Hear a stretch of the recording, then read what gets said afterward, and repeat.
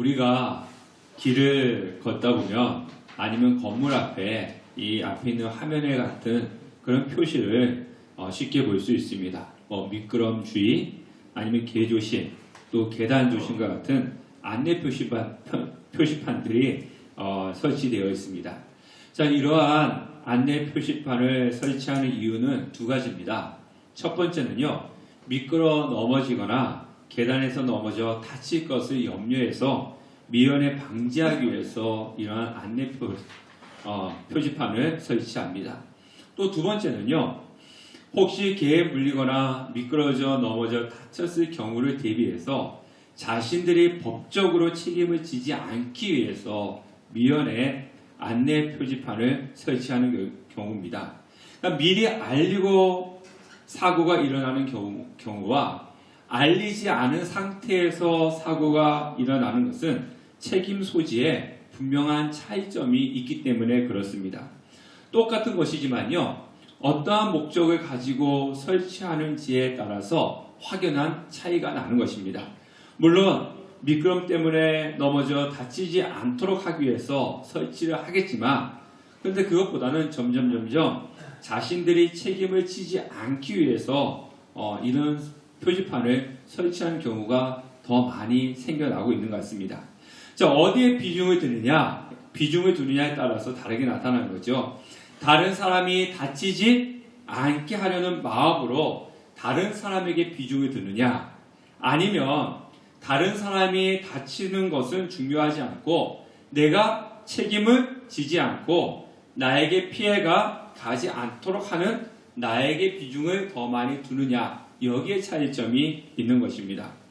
만일 다른 사람이 다치지 않게 하려는 그 마음, 다른 사람에게 비중을 많이 둔다면 안내 표지판만 붙이는 것이 아니라 미끄럼 방지 패드도 붙이고 손잡이도 세워 놓을 겁니다. 그렇지만 단지 책임 회피용으로 그 안내 표지판을 붙여 놓았다면은 그냥 그 붙여 놓은 것 하나만으로 만족을 할 수 있습니다. 우리가 교회 와서 예배 드릴 때도 똑같습니다. 하나님께 비중을 두고 예배 드리느냐, 아니면 나에게 비중을 두고 예배 드리느냐는요, 똑같은 시간에 똑같은 자리에 와서 앉아 있어도 확연한 차이가 나는 것입니다. 하나님께 비중을 두고 예배를 드리면 나의 편안함은 일단 뒷전입니다. 하나님께 영광을 돌리는 것이 먼저입니다. 그런데 나에게 비중을 두고 예배를 드리면 나의 평안함에 맞추어서 예배를 드리게끔 되어 있습니다. 오늘 살펴본 말씀은요, 예수님께서 70명의 제자를 각 동네와 각 지역으로 이제 보내시면서 하시는 말씀입니다. 예수님께서 70명의 제자들을 파송하시면서 하시는 말씀이 무엇이냐면요, 추수할 것은 많되 일꾼이 적으니 추수할 일꾼들을 보내주소서, 이렇게 라고 하셨습니다. 복음을 들어야 될 사람은 많은데 복음을 전할 사람이 적다는 것입니다. 사실 이것은요, 단순히 숫자에 국한되어 있는 이야기는 아닙니다. 홍수에 마시물이 없다라고 그렇게 이야기를 하지 않습니까? 자, 예수님을 믿는다고 하는 사람들은 많지만 실상은 세상 일에 빠져가지고 하나님의 일을 하는 사람이 적은 겁니다. 예수님의 주위에는요, 수많은 사람들이 있었습니다. 자, 우리가 한번 볼까요? 예수님 주위에 측근인 제자가 3명 있었죠. 누굽니까?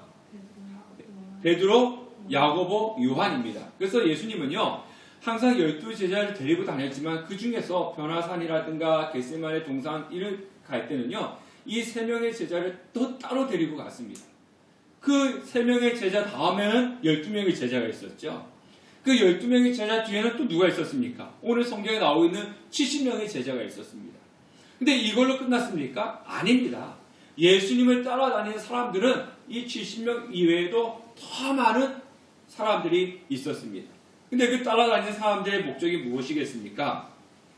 따라다니는 사람들의 목적은요, 떡을 바라고 쫓아다니는 사람도 있었을 것이고, 표적을 행하는 것을 구경하러 쫓아다니는 사람들이 또 있었을 것이고, 각종 병고침을 받고자 따르는 사람들이 또 있었습니다. 그러니까 예수님을 따르는 사람들은 수도 없이 많았지만은 어떤 사람이 적었다는 겁니까? 하나님의 나라를 위해서 일하는 그 사람은 적었다는 거죠. 그러니까 풍요 속의 빈곤이라고 예수님을 따르는 사람은 많았지만은 정작 자신의 입속을 챙기기 위해서 따라다니는 사람들은 많았습니다. 그러나 하나님을 위해서 하나님의 나라를 위해서 일할 사람은 적었다는 것입니다. 그래서 예수님께서 추수할 것은 많되 일꾼이 적으니 추수할 일꾼을 보내소서 이렇게 예수님께서 말씀을 하고 있는 것입니다. 그냥 구경만 하고 관망하는 그런 사람들이 너무 많았습니다.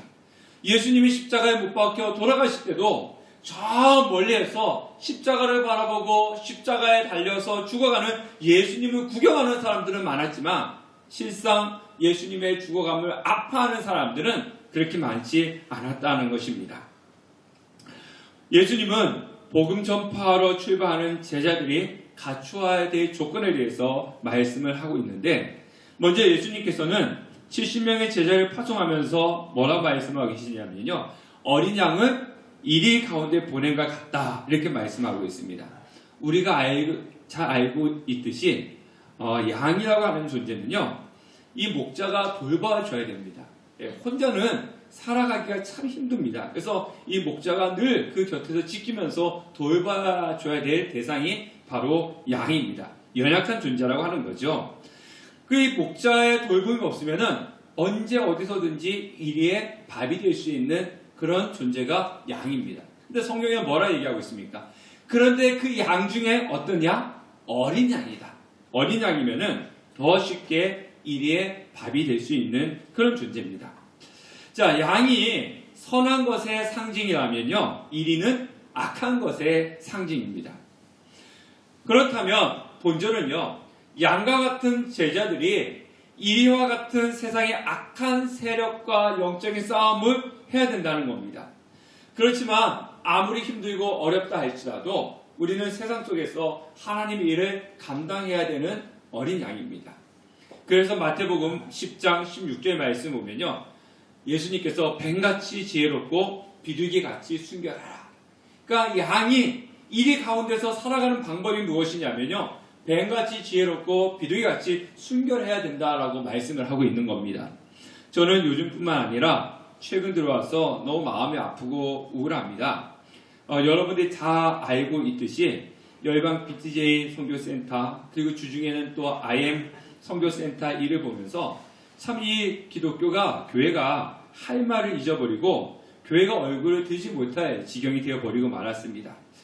그 현 시점에서는요. 이 교회에 대한 비판의 시선이 더 악화되어 가고 있습니다. 뉴스에 보니까 기독교를 신뢰하는 퍼센트가 21%밖에 되지 않습니다. 코로나가 터지기 전에는 33%였는데 이 코로나가 터지면서 교회 이미지가 21%, 12%가 줄어들었습니다. 그러니까 어디 가서 내가 교회 다닙니다. 어디 가서 내가 목사입니다. 라고 이렇게 말이 쉽게 나오지 않는 말하기 어려운 그런 시대가 되었다는 겁니다. 물론 정체성을 부끄러워서 밝히지 않는 것이 아니라 어디 가서 핑계겠지만 예수님 믿으세요? 교회 다니세요? 이렇게 말하기가 이 잘못 자칫하다가는 돌에 맞을 그런 상황이 처해 있다는 것입니다. 물론 그렇다 할지라도 우리는 주의 복음을 증거해야 됩니다. 그러니까 지금 이 어려운 상황 속에서 성도는, 교회는 세상에서 어떤 존재임을 느끼는 겁니까? 어린 양과 같은 존재라는 거죠. 이 시점에서 교회가 할 수 있는 것이 뭐가 있을까?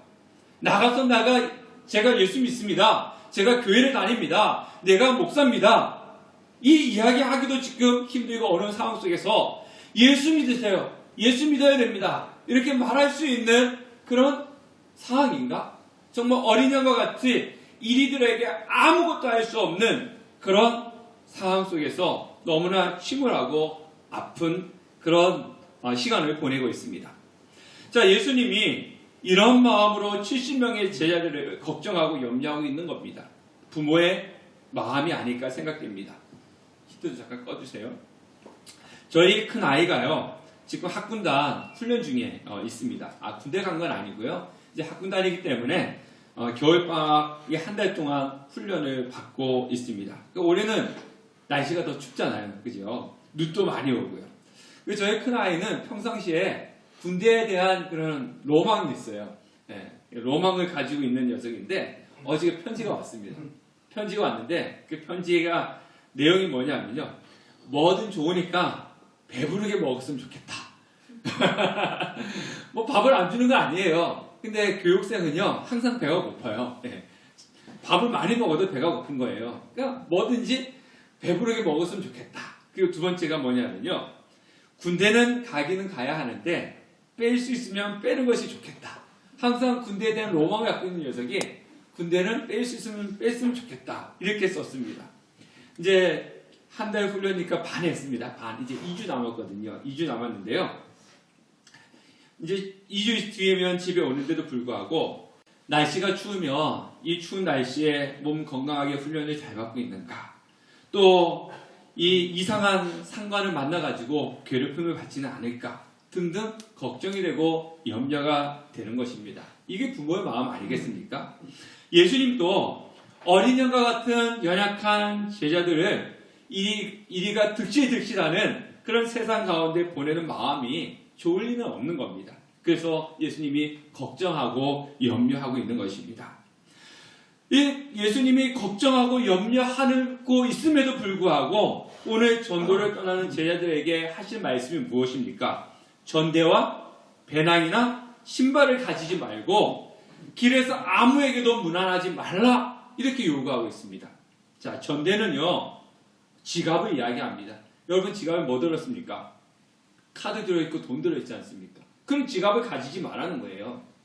또 배낭, 이 배낭은요 당시 여행자들이 그 속에 일회용품을 넣어가지고 다니는 겁니다. 근데 그것도 가지고 가지 말라는 거예요. 또 신발을 가지고 가지 말라 합니다. 그렇다면 뭐 맨발로 다니라는 소리는 아니고요. 여분의 신을 가지고 가지 말라라고 그렇게 이야기를 합니다. 자, 어린 양을 이리 가운데 보내는 그런 마음으로 염려와 걱정이 된다면 어떻게 되겠습니까? 지갑에 돈을 넣어주고 그리고 하나라도 더 챙겨주고 그러면서 자 너가 지금 전도를 가라 이렇게 해야 되는 것이 맞지 않습니까?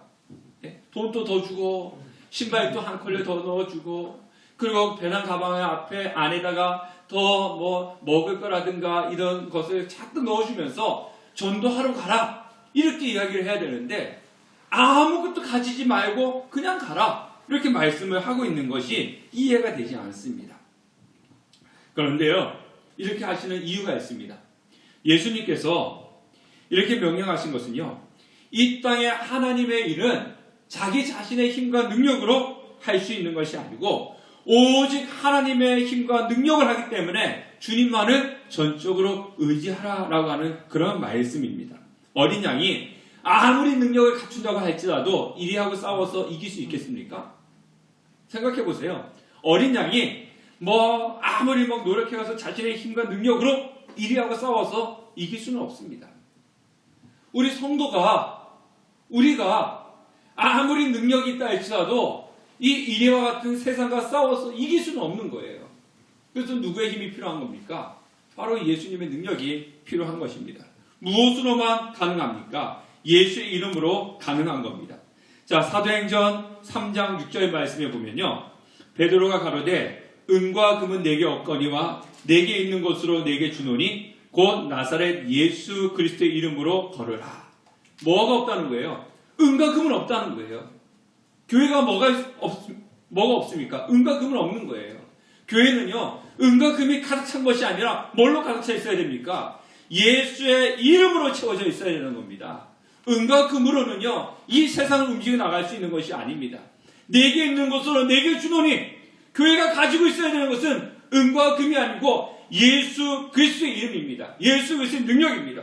그래서 내가 예수 그리스도의 이름으로 능력으로 이름으로 주노니 일어나 걸어라.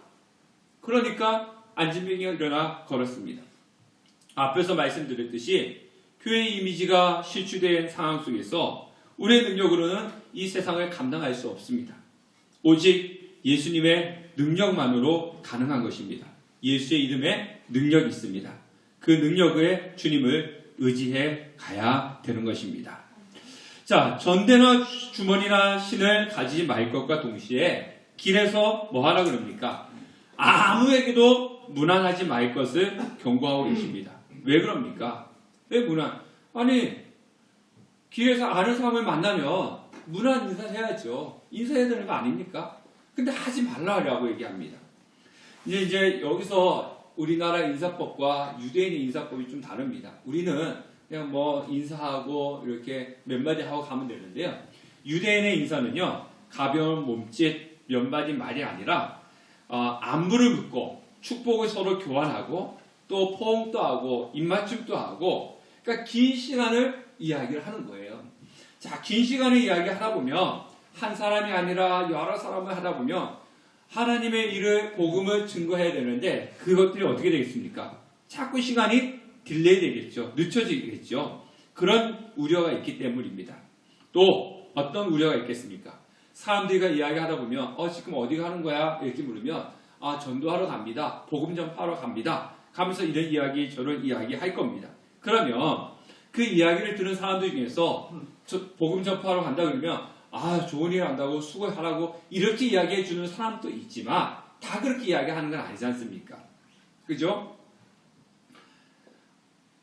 그런 거 하러 뭐 하러 가느냐 이렇게 핀잔을 주는 사람도 있을 것이고, 또 그렇게 한다고 해가지고 전도가 되겠어? 방법이 잘못되었어. 이렇게 이야기하는 사람들도 있을 것이고, 다양한 사람들의 반응이 있을 것입니다. 그러면 처음에는 의욕을 가지고 예수님께서 가라! 그랬으니까 복음 전파하러 가는데 이 사람 만나서 이런 이야기 듣고 저 사람 만나서 이런 이야기 듣다 보면은 점점 그 의욕이 사라지고 정말 맞는 거야? 가야 되는 거야?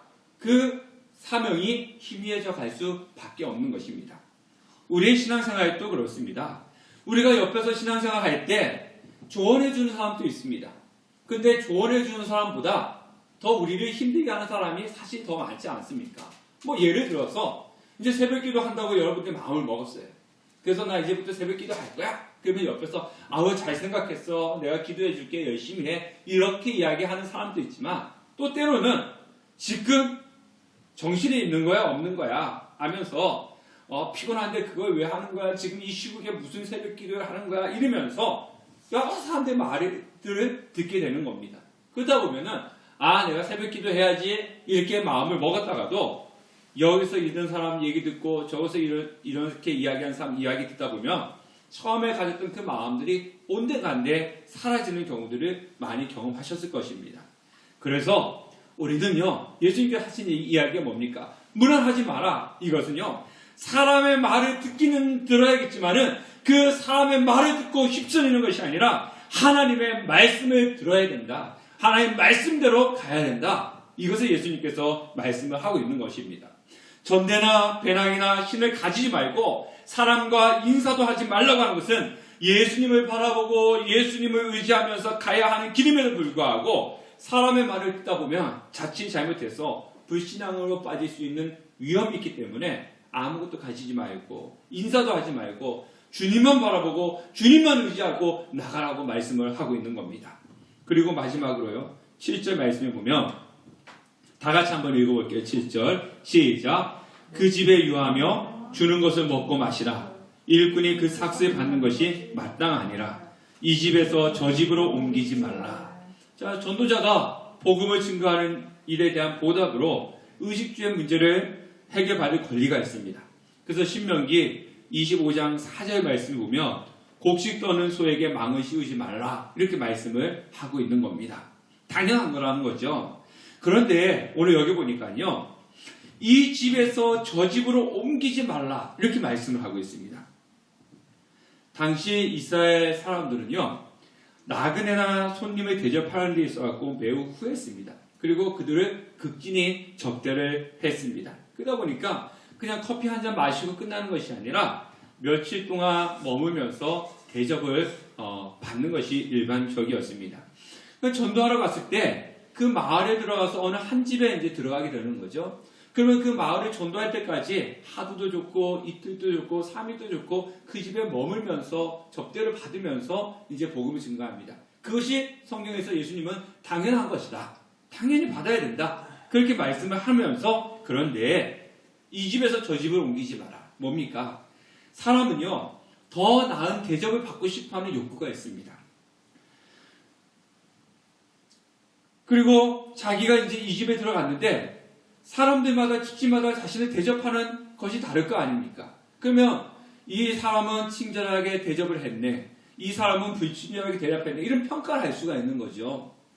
근데 내가 들어가 있는 그곳에 주인이 인색한 거예요. 그냥 뭐 기본적인 식사거리만 주고 잠자리도 대충 주고 그러니까 마음이 어떻습니까? 불편한 거죠. 그런데 다른 전도팀 이야기를 들어보니까 그 전도팀이 들어간 집은 주인이 식사도 잘 해주고 간식도 주고 또 잠자리도 좋은 곳에 대접을 해주니까 이런 마음이 들 수 있는 거 아니겠습니까? 그럼 우리 집을 옮겨볼까? 네, 우리 집을 옮겨볼까? 이 집 주인은 나를 잘 대접을 하지 않는데 잘 대접해주신 집으로 옮겨볼까? 이런 마음이 들 수 있다는 겁니다.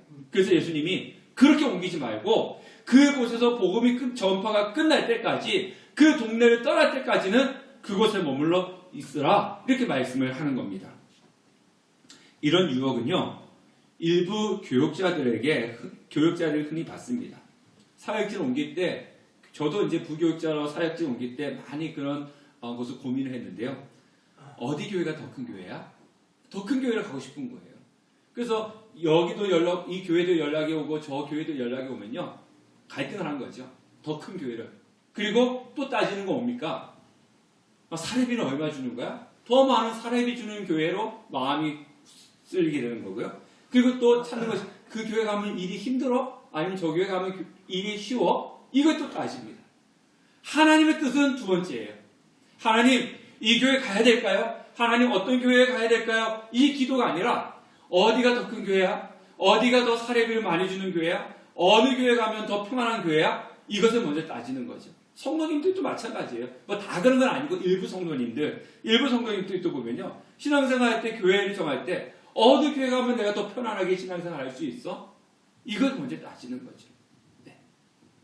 이런 자세를 예수님께서는 버리시라는 겁니다. 내가 원하는 곳이 아니라 누가 원하는 곳이요? 하나님이 원하시는 것. 하나님이 나에게 가라고 하는 그곳을 가야 되는데 그것은 두 번째고 내 눈에 좋은 곳을 찾아 나서는 경우들이 있다는 겁니다. 그래서 예수님께서 이 집에서 저 집으로 옮기지 말고 예수님께서 원하시는 그 집에 갔다면 그곳에서 계속 있으라 라고 그렇게 말씀을 하고 있습니다. 그러면서 이번에는요 제자들로부터 말씀을 받은 사람들이 가져야 될 태도에 대해서 말씀하고 있습니다. 자, 5절과 6절 말씀 보도록 할게요.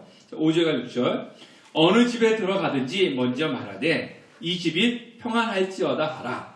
만일 평안을 받을 사람이 거기 있으면 너희의 평안이 그에게 머물 것이요 그렇지 않으면 너희에게로 돌아오리라. 뭡니까? 어떤 집에 들어가서 제일 먼저 해야 될 것이 뭐냐면 그 집에 평안을 비라는 겁니다. 평안을 비는데 그 평안을 받을 사람, 여기서 평안을 받을 사람은요 평안에 합당한 사람, 평안을 이룰 수 있는 사람, 즉 하나님의 축복을 받을 준비가 되어 있는 사람이라는 거예요. 그래서 이 70명의 제자가 한 집에 복음을 전파하고 들어갔어요. 가서 제일 먼저 하는 얘기가 뭐냐면 그 집에 평안을 빌어주라는 겁니다. 평안을 빌어주었는데 그 집 사람이 평안을 받을 준비가 되어 있다면 그 집에 하나님의 축복과 하나님의 평안이 임하겠지만 그러나 하나님의 축복과 하나님의 평안을 받을 준비가 되어 있지 않은 사람은 내가 빌었던 그 평안과 축복이 누구한테 온다는 겁니까? 나한테 돌아올 것이다. 이렇게 말씀을 하고 있는 겁니다. 그래서 우리는 다른 사람에게 평안, 축복을 빌어줘야 되는 겁니다. 내가 빌어준 축복, 내가 빌어준 평안이 그 사람이 받을 준비가 되어 있으면 그 사람에게 임하는 거예요. 근데 그 사람이 받을 준비가 되어 있지 않으면 그 평안과 축복이 누구한테 오는 겁니까? 나한테 돌아오는 겁니다. 자, 우리 말을 하지 말고 눈빛으로 앞뒤 옆에 있는 분들한테 하나님 축복 받으세요 이렇게 한번 인사해 보십시오. 예, 고개 숙이면서 앞뒤. 예. 이 평안이 받을 준비가 되어 있으면 그 성도님한테 갈 거고, 네, 켜지고요. 아니면은 나에게 돌아온 겁니다. 이게 하나님의 법칙이에요. 하나님의 법칙. 그런데요, 우리가 신앙생활 하면서 잘못 알고 있는 것이 있어요. 그것이 무엇이냐면요. 하나님은 저 사람에게는 축복을 주고 저 사람에게도 축복을 주는데 나에게는 왜 축복을 안 주시느냐. 이렇게 생각하는 경우가 있습니다. 잘못된 겁니다. 하나님은 이 땅에 있는 모든 사람들에게 축복을 주십니다. 그런데 문제는 뭐예요? 저 사람이 축복을 받는 것은 축복을 받을 준비가 되어 있기 때문에 하나님 축복을 받는 거고, 나는 축복을 못 받는다 생각하는 것은요, 내가 하나님의 축복을 받을 준비가 되어 있지 않기 때문에 그 축복이 우리가 못 받는 거예요. 자, 여러분요, 여름에 이제 도시에 사는 사람들은 별로 그런 게 없는데, 시골에는 여름에 비 올 때 빗물을 받는 경우가 있잖아요. 자, 빗물을 받을 때 그릇을, 어떤 사람은 큰 그릇을 꺼내놓고 어떤 사람은 요만한 그릇을 꺼내놓았어요. 비가 내리면 어디에 빗물이 더 많이 받을 수 있습니까? 그렇죠. 큰 그릇을 꺼내놓은 사람에게 빗물이 더 많이 보이는 거예요. 요걸 꺼내놓은 사람은 요만큼밖에 받을 수 없는 거죠. 하나님 축복은 그런 겁니다. 이 사람에게는 이만큼, 이 사람에게는 요만큼 이렇게 주는 법이 아니에요. 하나님은 차별하지 않습니다. 하나님이 내가 이 사람에게는 목사니까 더 많이 주고, 이 사람에게는 평신도니까 조금, 이런 법이 아니에요. 이 직분이라고 하는 건요, 사람이 만들어 놓은 것이지, 하나님 앞에는 다 똑같은 주의 백성들입니다. 똑같이 주는 거예요. 그런데 축복을 받을 준비가 누가 더 되어 있느냐, 누가 더 되어 있느냐, 이거에 따라 가지고 하나님의 축복을 다르게 받는 겁니다. 물론 이 사람에게는 건강의 축복을 주기도 합니다. 이 사람에게는 물질의 축복을 주기도 합니다. 사람에 따라서 다르게 주기도 하지만 하나님은 모든 사람에게 주의 축복을 부어 주시는 것입니다. 그래서 우리는요, 항상 하나님의 은혜를 받을 수 있는, 하나님의 축복을 담아둘 수 있는 준비된 마음을 가지고 있어야 되는 거예요. 그게 축복과 은혜를 받는 비결입니다. 자, 더 나아가서요, 10절과 11절 말씀 보면, 어느 동네에 들어가든지 너희를 영접하지 아니하거든 그 거리로 나와서 말하되 너희 동네에서 우리 발에 묻은 먼지도 너희에게 떨어버리노라. 그러나 하나님의 나라가 가까이 온 줄을 알라 하라. 무슨 얘기입니까? 자, 이 70인의 제자가 가서 복음을 전파했는데 거절을 당한 거예요. 거절당한 거예요. 거절을 당하니까 어떻게 하라는 겁니까? 집 밖에 나와서 발에 묻은 먼지를 그 집 앞에서 털어버리라는 거죠. 털어버리라는 겁니다. 자, 이거는요, 발에 묻은 먼지도 털어버리는 행위는요, 자신에게 무엇이 없다는 겁니까? 난 책임이 없다는 것을 공개적으로 선포하는 겁니다. 하나님의 나라를, 복음을 전파했는데 그 사람이 복음을 받아들이지 않아서 나중에 하나님의 심판이 그 사람에게 임했을 때 나는 책임이 없습니다. 이것을 보여주는 거예요. 신발에 묻은 먼지를 털어버린다는 것은요. 제가 앞에서 말씀드렸듯이 분명히 여기가 미끄럽습니다. 여기 미끄러운 곳이라면, 그래서 제가 여기다가 미끄럼 주의라고 이렇게 붙였어요. 자, 붙였는데 또 낮은 곳이라면 머리 조심이라고 하는 것을 붙였습니다. 그렇게 붙여 놓았음에도 불구하고 자신이 부주의해서 넘어져서 다치고 자신이 부주의해서 머리를 부딪혀서 다쳤다면 그 책임은요, 붙여놓은 사람에게 책임이 없고 부주의한 사람에게 책임이 있는 것입니다. 그런데 내가 붙여놓지 않았는데도 넘어지고 부딪혔다면 붙여놓지 않은 사람에게 책임이 있는 거죠. 주의하지 않고 넘어지거나 머리에 부딪힌 사람은 그것을 보면서도 주의하지 않았기 때문에 책임이 있는 겁니다. 똑같습니다. 예수님 믿으세요? 예수님 믿으세요? 라고 하는 복음을 들었음에도 불구하고 예수 그리스도를 믿지 않았다면요, 복음을 전한 사람에게 책임이 있는 것이 아니라 들었음에도 불구하고 믿지 않은 사람에게 책임이 있는 겁니다. 신앙생활도 마찬가지예요. 신앙생활은 이렇게 해야 됩니다. 믿음의 생활은 이렇게 해야 됩니다. 그래서 하나님의 은혜를 받습니다. 하나님의 축복을 받습니다. 라고 가르침을 받고 말씀을 들었음에도 불구하고 그것을 하지 않아서 축복을 받지 못하고 은혜를 받지 못했다면 그 책임은 누구한테 있느냐? 전한 사람에게 책임이 있는 것이 아니라 들었음에도 불구하고 그렇게 해야 하지 않은 사람에게 책임이 있는 것입니다. 제가 금요 성령 집회 때 말씀드렸는데요. 제가 이제 26년, 한 30년 거의 교육자 생활을 하면서 이 교회도 가보고 저 교회도 가보고 다양한 교회도 가봤죠. 그러니까 또 그동안 다니면서 만난 성도님들이 얼마나 많이 있겠습니까? 다양한 성도님들을 만나봤는데요. 근데 오랫동안 교회 다니고 신앙생활 했어도 믿음이 성숙하지 않고 그냥 그 자리에 머물러 계시는 성도님도 계시고요. 교회 다닌 지 얼마 되지 않고 예수님 믿은 지 얼마 되지 않은데도 불구하고 눈에 보이게 성숙하신 분들도 있습니다. 그 차이가 무엇이냐면요. 받아들이느냐, 받아들이지 않느냐의 차이입니다. 아무리 말씀해드리고 권면해드리도 받아들이지 않습니다. 근데 반면에 어떤 분들은 기도하셔야 됩니다. 말씀 보셔야 됩니다. 뭐 하셔야 됩니다. 이렇게 할 때 그냥 그대로 받아들입니다. 차이가 날 수밖에 없는 거죠. 그래서 아무리 말씀드려도 받아들이지 않아 은혜를 받지 못한 책임은 본인에게 있는 겁니다. 그런데 우리가 여기서 하나 짚고 넘어가야 될 것이 있어요. 고린도전서 4장 15절 말씀입니다. 한번 읽어볼까요? 시작. 그리스도 안에서 일만 스승이 있으되 아비는 많지 아니하니 그리스도 예수 안에서 내가 복음으로써 너희를 낳았습니다. 여러분, 스승과 부모의 차이가 무엇입니까? 물론 옛날에 군사부 일체해가지고 임금과 스승과 부모는 같다라는 그런 말도 있지만 어쨌든 스승과 부모는 차이가 있습니다. 스승은요 뭡니까? 지식을 알려주는 사람입니다. 대체적으로 부모는 생명을 낳는 자입니다. 요즘 뉴스에 보면 세대가 너무 악해서 부모가 자녀를 죽이는 참으로 있을 수 없는 일들이 일어나기도 합니다.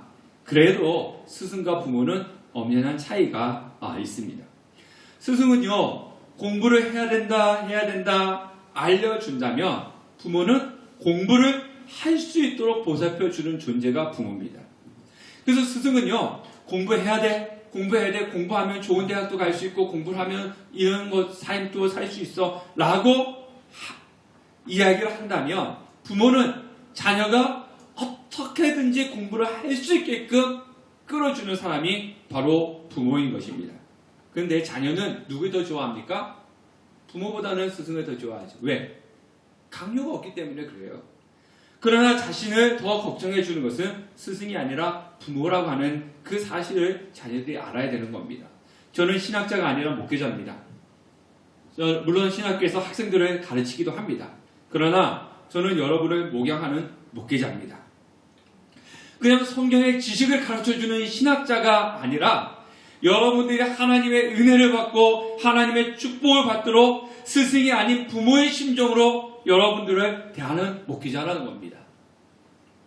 그냥 제가 스승처럼 제가 하나님 앞에서 은혜를 받는 방법이 이겁니다. 하나님 축복을 받는 방법이 이겁니다. 이렇게 하세요. 이렇게 하세요. 라고 가르쳐 주었음에도 불구하고 여러분들이 제가 알려준 대로 하지 않아서 하나님의 축복을 받지 못했다면 제 책임은 아닙니다. 근데 여기서만 끝나는 게 아니라 저는 제가 할 일 다 했습니다. 라고 이야기하는 것이 오늘 성경 말씀 보면 맞습니다. 그런데 저는 스승의 모습으로가 아니라 아비의 모습으로 부모의 모습으로 여러분들 대하는 겁니다. 그러니까 알려주는 것을 끝나는 것이 아니라 뭐 하는 것까지 간다는 거예요. 어떻게든지 여러분들이 하나님의 은혜를 받게끔 축복을 받게끔 한다는 겁니다. 그러니까 때로는 저의 모습이 여러분들은 싫어할 수 있습니다. 요즘 같은 시국에 목사님 예배를 나오라고 그러더니 교회로 오라고 한다, 기도를 하라고 한다 등등 하면서 겉으로는 표현하지 않아도 속으로 대신 불편할 수도 있습니다. 그냥 우리 자신을 가만히 내버려 두면 좋은데 달달 볶는다고 불평할 수도 있습니다. 근데 제가요 스승의 심정을 가졌다면 여러분들 별로 신경 안 써도 돼요. 제 할 얘기만 이야기하면 됩니다. 예배에 결석을 하든지 기도를 하든지 안 하든지 신경 쓰지 않고 이렇게 하세요 저렇게 하세요 이야기만 하면 끝나면 되는 거예요. 그러면 제 책임 없습니다. 근데 아비의 심정으로 부모의 심정으로 여러분들을 바라볼 때는요 다르다는 겁니다. 예. 주일에 안 오면 왜 예배 안 하는지 또 오늘 예배 안 온 우리 젊은 청년들 많잖아요. 왜 예배 안 하는지 기도하자고 하는데 기도하지 않는 모습 보면서 이 안타깝고 또 때로는 너무나 마음이 아픕니다. 그래서 금요 성경 집회 끝나고 집에 갈 때 때로 또 주일 예배 끝나고 집에 갈 때 너무나 속상하고 아픈 마음으로 집을 돌아갈 때가 있어요. 그러면은 그날 하루가 마음이 편치 않습니다. 아니 하루가 아니라 일주일 내내 제 마음이 불편합니다. 왜 부모가 여러분 여기 다 부모님이시지 않습니까? 부모가 자식이 잘 되는 방법을 가르쳐주고 이렇게 해라 저렇게 해라 이야기를 해주었음에도 불구하고 자녀가 듣기 싫어하고 따라오지 않으면 그것을 바라보는 부모의 마음이 어떻습니까? 아프잖아요. 그리고 안타깝지 않습니까? 그냥 그래 알았어 잘하고 있어 이렇게 한다면 부모의 마음이 아닌 거죠. 요즘 이제 코로나 백신 이제 오늘 내일부터 2월 달인데요. 지금 뭐 미국이나 유럽은 맞고 있고 우리나라도 2월부터 이제 맞는다고 하지 않습니까? 네, 코로나 주사를 맞을 때, 백신을 맞을 때 자녀들이 난 주사 맞는 거 싫어, 무서워, 아파. 그래서 나 안 맞을래. 그러면 여러분들 그래 주사 맞는 것이 무섭지, 주사 맞는 것이 아프지, 그러니까 맞지 마. 이렇게 할 부모 있습니까? 여러분들 그렇게 하실 거예요. 여러분들 자녀들이 주사 맞는 게 무섭다고, 주사 맞는 게 아프다고, 나는 코로나 백신 안 맞겠다고 할 때, 그래, 그렇게 해. 이렇게 하겠습니까? 아니죠. 강제로 끌고 가가지고 주사를 맞추고, 심지어는 양팔을 붙들고 움직이지 못하게 해서라도 주사를 맞춰야 되는 것이 부모예요. 나중에 주사 맞고 난 뒤에 자녀한테 한 소리 듣고 자녀와 싸우는 한이 있더라도 강제로라도 백신 주사를 맞게끔 해야 되는 겁니다. 나라에서는 어떻게 합니까? 맞으세요. 예. 이번에 안 맞으면은 후순위 밀려납니다. 맞으세요. 이렇게만 이야기하죠. 부모는요, 맞아라 이것이 아니라 어떻게든지 끌고 가서 맞추는 것이 부모입니다. 왜냐하면 맞아야지 내 자녀가 살기 때문에 그런 거예요. 이게 부모의 마음입니다. 이게 부모의 마음이에요.